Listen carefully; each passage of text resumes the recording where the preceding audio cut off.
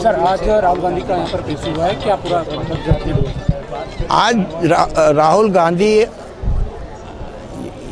आज राहुल गांधी पेशी पे आए थे। उनको कोर्ट ने बुलाया था। उनको परमानेंट एग्जम्पशन है, इसलिए कोर्ट में आते नहीं हैं। कोर्ट ने एग्जम्पशन दिया हुआ है, लेकिन जब जब कोर्ट कहती है तब आना पड़ता है। 3 बार वो आ चुके हैं। एक बार पहली बार गुनाह कबूल है कि नहीं कबूल है वो बताने के लिए उनको आना पड़ा था, और उन्होंने गुनाह कबूल नहीं किया तो बाकी विटनेसेस कंप्लेनेंट की साइड से हुए। पूर्णेश मोदी ने ज़बानी दी, उनके साक्षियों ने ज़बानियाँ दी।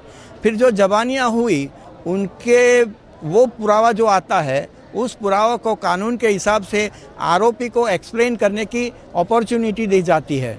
तो उस तरीके से वो अपॉर्चुनिटी राहुल जी को भी दी गई, और दूसरी बार वो सूरत पेशी में आए और उन्होंने जवाब दिए सब, और पूरा अपना वाकया भी बताया कि असल में क्या है। मैं कोई भी समाज है उसकी इंसल्ट या डिफेम करने में मानता नहीं हूँ, और कभी मैंने किया नहीं है। और इलेक्शन जब होता है तो इलेक्शन में किसी भी राजकीय नेता को किसी को बुरा लगाने की, समाज को 13 करोड़ का उनका कहना है कि समाज है, तो 13 करोड़ आदमी को अपने से खिलाफ करने का किसी को भी शौक़ नहीं होता है। तो उनका कहना ये है कि मैंने किसी का डिफेमेशन नहीं किया है। तो ये सब हो गया। बाद में 2 साक्षी और कोर्ट ने परवानगी दी तपासने की, एग्जामिन करने की। हाईकोर्ट में मैटर गई थी। हाईकोर्ट ने निचली कोर्ट को बोला कि भाई आप इनकी मांग पे सोच करो, और हाईकोर्ट ने मांग पे सोच करके 2 विटनेसेस जो थे वो 2 विटनेसेस को तपासने के लिए परमिशन दी।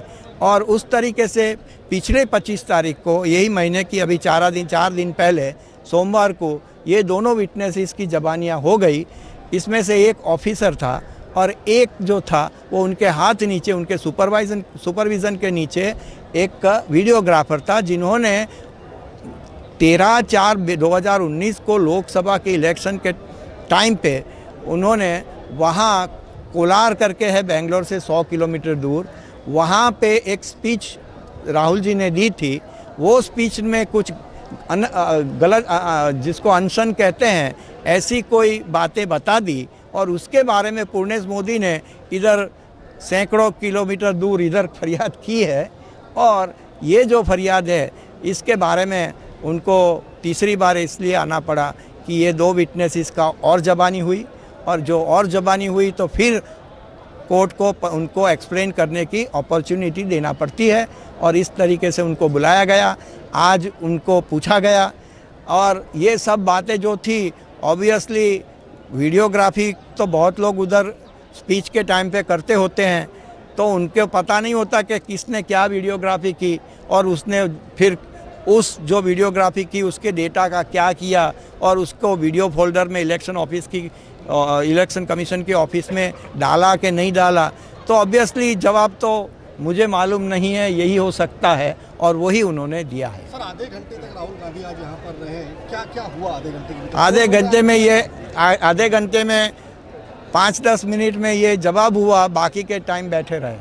अच्छा, हाँ जी। इसके बाद में अब किसी और का भी स्टेटमेंट रिकॉर्ड किया जा रहा है इस मामले में? वो उन्होंने डिमांड की है कि दूसरा एक विटनेस तपासा जाए, 2 विटनेसेस, एक का नाम है चंद्रप्पा और एक का नाम है जे मंजुनाथ। तो ये 2 को तपासने के लिए उन्होंने अर्जी तो दिया है, उसकी हियरिंग कल होगी, और कल क्या कोर्ट ऑर्डर करती है वो फिर हमको देखना है। इस मामले में पूरी तरह से राहुल गांधी का क्या कहना है? उनके ऊपर जो केस किया गया, राहुल गांधी का ये कहना है कि हाँ, मैंने स्पीच दी थी, और वो स्पीच के अंदर मैंने वो अनएम्प्लॉयमेंट है और दूसरे भी जो देश के सामने के इश्यूज़ है वो इश्यूज़ की चर्चा की थी।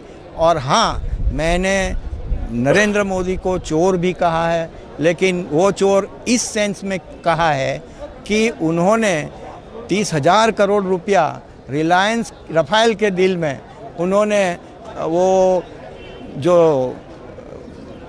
वो कंपनी है डेसॉल, क्या नाम है उसका, डेसॉल कंपनी के जरिए रिलायंस कंपनी को ये पैसा दिलवाया।